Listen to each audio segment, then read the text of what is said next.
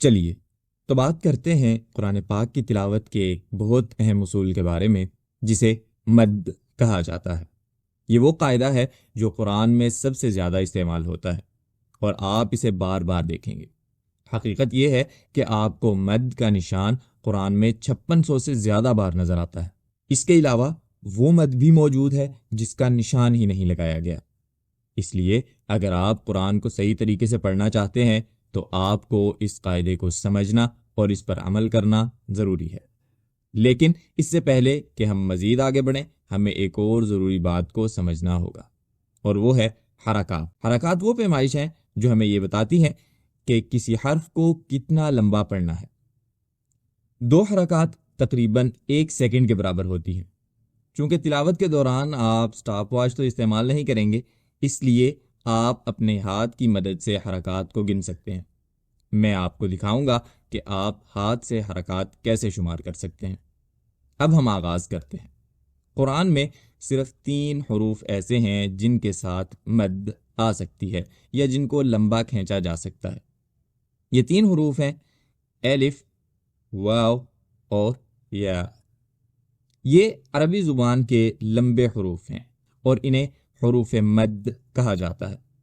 تو بنیادی طور پر مد کی 2 قسمیں ہیں، ایک مد طبیعی اور دوسری مد فرعی۔ پہلے ہم مد طبیعی کو سمجھتے ہیں۔ اسے طبیعی مد اس لیے کہتے ہیں کیونکہ یہ حروف کی اپنی فطری خصوصیت ہے کہ وہ لمبے پڑھے جاتے ہیں۔ یہی چیز الف کو فتحہ سے مختلف بناتی ہے۔ مثال کے طور پر ہم کہتے ہیں کتاب اور کتاب۔ دوسرے لفظ کتاب میں مد طبیعی موجود ہے کیونکہ اس میں الف آیا ہے جو قدرتی طور پر لمبا پڑھا جاتا ہے۔ اب سوال یہ ہے کہ ہم مد طبیعی کو کہاں استعمال کریں گے؟ نمبر 1، جب آپ کو الف، واو اور یا میں سے کوئی بھی حرف بغیر کسی حرکت زبر زیر پیش کے نظر آئے تو اسے 2 حرکات تقریباً 1 سیکنڈ تک کھینچیں۔ مثال کے طور پر إياك نعبد وإياك نستعين نور على نور۔ اور اگر آپ کو قرآن میں یہ 3 مخصوص نشان نظر آئیں تو بھی مد طبیعی کا اطلاق ہوگا۔ یہ 3 نشان ان 3 لمبے حروف الف، واو اور یا کی علامت ہیں، جیسے کہ ان مثالوں میں كتاب فصلت فبعثوا حكما من أهله وحكما فليدع ناديه سندع الزبانية۔ اگر مد طبیعی کسی لفظ کے آخر میں ہو تو ہم اسے تبھی کھینچیں گے جب ہم اگلے الفاظ بھی پڑھیں گے۔ اگر ہم کسی لفظ پر رک جائیں تو وہاں مد نہیں ہوگی۔ مثال کے طور پر فبعثوا حكما من أهله فليدع ناديه۔ تو یہاں ہم نے من اہلہ کو کھینچ کر من اہلہ نہیں کہا کیونکہ ہم رک گئے تھے۔ یہی اصول دوسرے الفاظ پر بھی لاگو ہوتا ہے اگر ہم کسی لفظ پر رک جائیں، جیسا کہ اس مثال میں حكما من أهله فليدع ناديه۔ تو آپ نے دیکھا کہ ہم فَلْيَدْعُ نَادِيَهْ میں بھی واو کو نہیں کھینچ رہے۔ تو آخرکار اب آپ کو مد اور غیر مد کے درمیان فرق سننے اور پہچاننے کے قابل ہونا چاہیے، جیسا کہ ان مثالوں میں لِأُنذِرَكُم بِهِ وَمَن بَلَغَ هَذَا بَلَاغٌ لِلنَّاسِ وَيَخْشَى اللَّهَ وَيَتَّقْهِ فَمِنْهُم مَّن يَمْشِي عَلَى بَطْنِهِ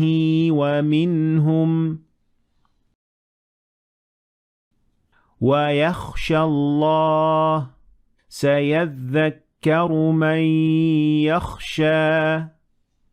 اب آتے ہیں مد فرعی کی طرف۔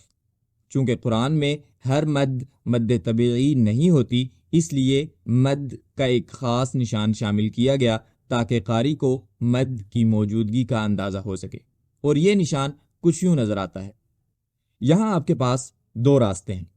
پہلا طریقہ آسان ہے، جو خاص طور پر ان لوگوں کے لیے ہے جو قرآن سیکھ رہے ہیں یا پہلی بار تلاوت کر رہے ہیں۔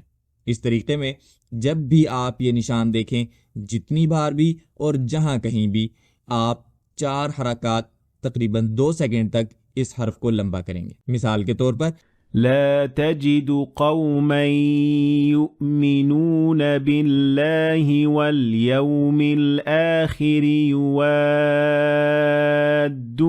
من حاد الله ورسوله ولو كانوا آباءهم أو أبناءهم۔ درج ذیل آیت میں کئی مختلف اقسام کی مد موجود ہے، لیکن ہم نے سب کو ایک جیسا پڑھا اور ہر مد کو 4 حرکات تک کھینچا۔ تو اگر آپ نے ابھی قرآن مجید سیکھنا شروع ہی کیا ہے تو آپ کے لیے یہی معلومات کافی ہیں اور آپ یہاں سبق ختم کر سکتے ہیں۔ لیکن اگر آپ قرآن کو اسی طرح پڑھنا چاہتے ہیں جیسے نبی کریم صلی اللہ علیہ وسلم پر نازل ہوا تو سبق جاری رکھیں۔ دوسرا آپشن ہی اصل آپشن ہے۔ بنیادی طور پر مد فرعی ایک لمبا حرف ہوتا ہے جسے حرف مد کہا جاتا ہے، یعنی الف، واو، یا، جو حمزہ کے بعد آتا ہے۔ اگر یہ حرف مد اور حمزہ ایک ہی لفظ میں موجود ہوں تو اسے مد متصل کہتے ہیں، اور اس مد کو 5 حرکات تقریباً 2.5 سیکنڈ تک کھینچا جاتا ہے، جیسے اس مثال میں انزل من السماء ماء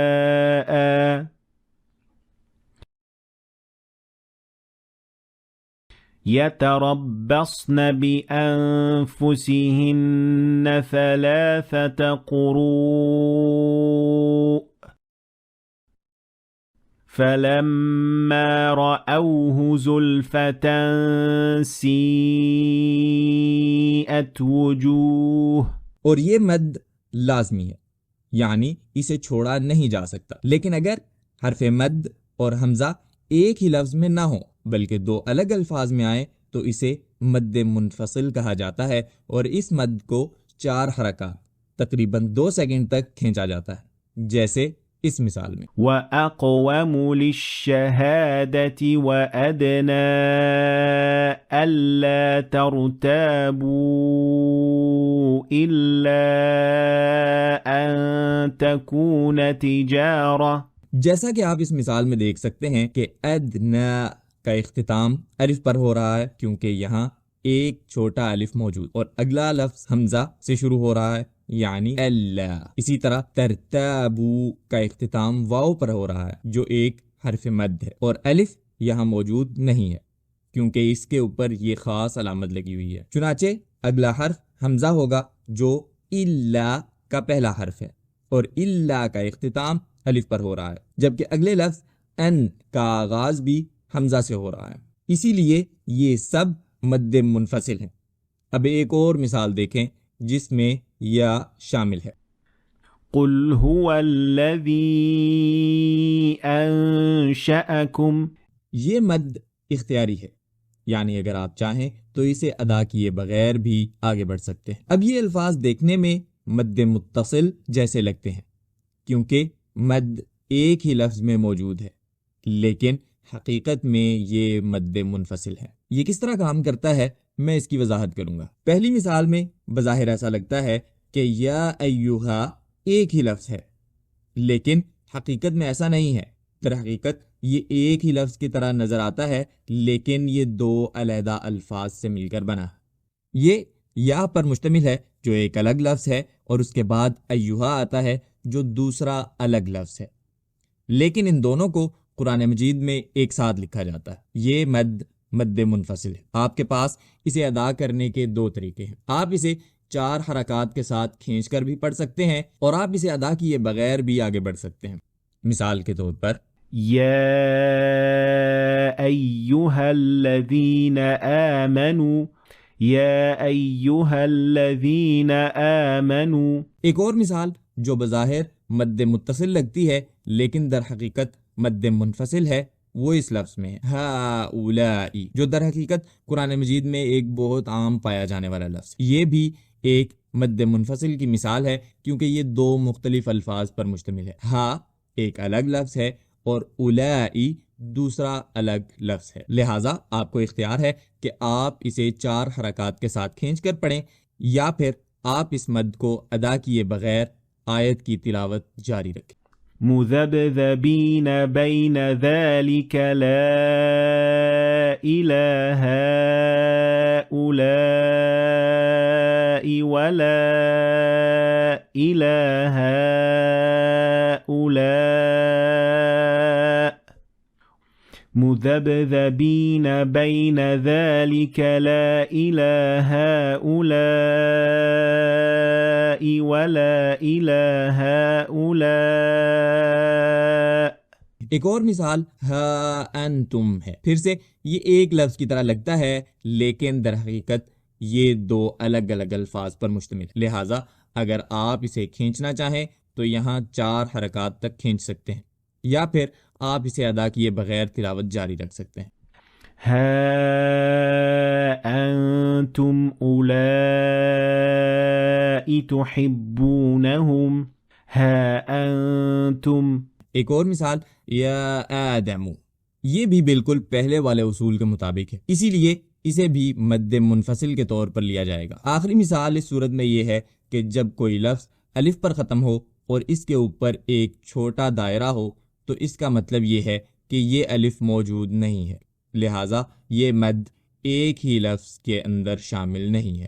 اس مثال میں الذین قالوا یہ مد منفصل ہے، تو آپ اسے اس طرح کھینچ کر بھی پڑھ سکتے ہیں یا پھر اس کو ادا کیے بغیر تلاوت جاری رکھ سکتے ہیں. الذين قالوا إن الله الذين قالوا إن الله. ایک آخری بات، اگر کوئی حرف مد شد والے ساکن حرف کے بعد آئے تو اسے 6 حرکات تک کھینچا جائے گا، اور یہ سب سے لمبی مقدار ہے جتنی آپ کسی حرف کو کھینچ سکتے ہیں، جیسا کہ سورہ فاتحہ میں جب ہم پڑھتے ہیں غير المغضوب عليهم ولا الضالين، اور اسی طرح والصافات صفا، اور یہ بھی. الحاقة. تو اب ایک نظر خلاصے پر. مد کو طبیعی کہا جاتا ہے جب آپ حروف مدہ میں سے کسی حرف کو دیکھیں جس کے اوپر یا نیچے کوئی علامت نہ ہو، یا وہ نشان دیکھیں جو حروف مدہ کی نمائندگی کرتے ہیں. اور مد فرعی یا تو منفصل ہوگی اور اسے آپ 4 حرکات تک کھینچیں گے اور یہ مد اختیاری ہے، اور یا پھر مد فرعی متصل ہوگی اور اسے آپ 5 حرکات تک کھینچیں گے اور یہ مد لازمی ہے، اور یا پھر مد لازم ہوگی اور اسے 6 حرکات تک کھینچیں گے جیسا کہ ہم نے آخر میں وضاحت کی. آخر میں ایک اور وضاحت دینا ضروری سمجھتا ہوں، اور وہ یہ ہے کہ یہ مد کا مکمل بیان نہیں ہے. حقیقت میں یہ ایک وسیع اور تفصیلی موضوع ہے. میں نے ان نکات کو چنا ہے جو آپ کو آسانی سے 95% قرآن مجید کو درست پڑھنے میں مدد دے سکیں گے انشاءاللہ. لیکن مد کی اور بھی بہت سی اقسام ہیں جن کا میں نے اس ویڈیو میں ذکر نہیں کیا. شاید مستقبل کی ویڈیوز میں ان 9 اقسام پر تفصیل سے بات کروں گا. ویڈیو کو دیکھنے کا شکریہ. اگر آپ کو یہ ویڈیو پسند آئی ہو تو اسے لائک اور شیئر کریں تاکہ دوسرے بھی سیکھ سکیں. مزید ایسی ویڈیوز کے لیے میرے چینل کو سبسکرائب کریں. دیکھنے کا شکریہ. انشاءاللہ اگلی ویڈیو میں ملاقات ہوگی.